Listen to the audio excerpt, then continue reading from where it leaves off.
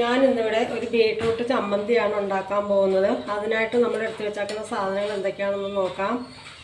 കുറച്ച് തേങ്ങ ചിരണ്ടി എടുത്തിട്ടുണ്ട്, ഇത്തിരി വേപ്പില, 2 കഷ്ണം വെളുത്തുള്ളി, ഒരു സ്പൂണോളം കുരുമുളക്, ഒരു ചെറിയ പീസ് ഇഞ്ചി, ഒരു ചെറിയ കുടംപുളി പീസില്ലേ, അതൊരെണ്ണം ഞാൻ കട്ട് ചെയ്ത് വെച്ചിട്ടുണ്ട്. ഇനി നമുക്ക് ഒരു കഷ്ണം, ഇത്രയുള്ളൊരു കഷ്ണം ബീട്രൂട്ട് കൊണ്ടാണ് ഞാൻ ചമ്മന്തി അരയ്ക്കാൻ പോകുന്നത്. ഇത് നമുക്കൊന്ന് കഷ്ണിച്ച് മിക്സിയുടെ ജാറിലേക്ക് ഇട്ട് കൊടുക്കാം, എല്ലാം കൂടി കേട്ടോ. ഈ തേങ്ങയും എല്ലാം കൂടി ഇട്ടാണ് ഞാൻ അരയ്ക്കണത്. ഇത് പ്രത്യേകം ശ്രദ്ധിക്കണം, ഇത് ഒരുപാട് അരഞ്ഞു പോകണ്ട. അരഞ്ഞു പോയി കഴിഞ്ഞാൽ അതിൻ്റെ ടേസ്റ്റ് ഉണ്ടാവില്ല. എന്നിട്ട് നമുക്ക് ഇതിൻ്റെ കൂടെ ഇച്ചിരി കൂടെ ഉപ്പും കൂടെ ചേർത്ത് ഇതെല്ലാം കൂടി നമുക്ക് അരച്ചെടുക്കാം.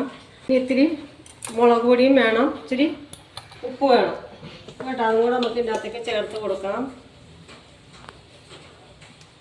ഒരു സ്പൂണ്, ചെറിയ സ്പൂണ് മുളക് പൊടിയും ഞാൻ ഇതിൻ്റെ കൂടെ ചേർത്തിട്ടുണ്ട്. എരിവ് കൂടുതൽ ഇഷ്ടമുള്ളവർക്ക് ഇത്തിരി കൂടെ എരിവ് ചേർത്ത് കൊടുക്കാവുന്നതാണ് കേട്ടോ. ഞാനിപ്പോൾ ഇവിടെ കുരുമുളക് ചേർത്തിട്ടുണ്ട്. ഞാൻ അതുകൊണ്ട് ഇവിടെ എരിവ് അധികം ഇഷ്ടമല്ല, അതുകൊണ്ട് ഞാൻ ഒരു ചെറിയ സ്പൂൺ എടുത്തിട്ടുണ്ട്. ഇതിൻ്റെ കൂടെ നമുക്ക് ഒരു 1/2 സ്പൂണ് ഉപ്പും കൂടി ചേർത്ത് കൊടുക്കാം.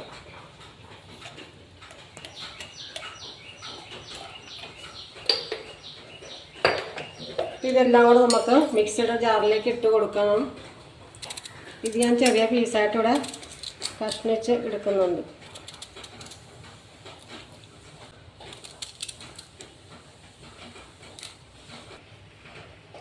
ഞാൻ ഈ ചമ്മന്തി ഇന്നാളിവിടെ റെഡിയാക്കിയായിരുന്നു. അപ്പോൾ എൻ്റെ മക്കൾക്ക് ഒരുപാട് ഇഷ്ടപ്പെട്ടു, കൊള്ളാമെന്ന് പറഞ്ഞു. അതുകൊണ്ടാണ് ഞാൻ വീണ്ടും ഒരു പ്രാവശ്യം കൂടി ഇത് ഉണ്ടാക്കുന്നത്.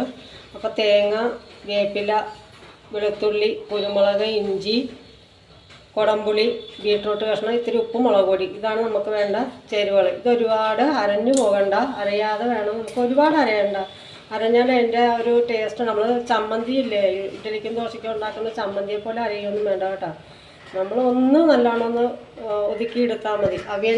നമ്മൾ അവിയലിനൊക്കെ അരയ്ക്കുമ്പോൾ ഒന്ന് ഒതുക്കിയല്ലേ എടുക്കണം, അതുപോലെ ഇത്തിരിയോടെ, അതിനേക്കാളും ഇത്തിരിയോടെ ഒന്ന് അരയണം. അപ്പം നമുക്കിതെല്ലാം കൂടെ ഒന്ന് ചമ്മന്തി ആക്കി കൊണ്ടുവരാം. എങ്ങനെയുണ്ടോയെന്ന് നോക്കാം കേട്ടോ.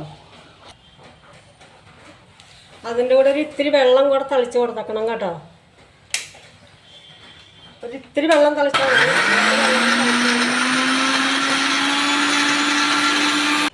അപ്പം നമ്മുടെ ബീട്രൂട്ട് ചമ്മന്തി ഞാനിവിടെ അരച്ചെടുത്തിട്ടുണ്ട്. ഇനി നമുക്കിതെല്ലാം കൂടെ ഒന്ന് ഉരുട്ടിയെടുത്ത് പ്ലേറ്റിൽ വയ്ക്കാം കേട്ടോ.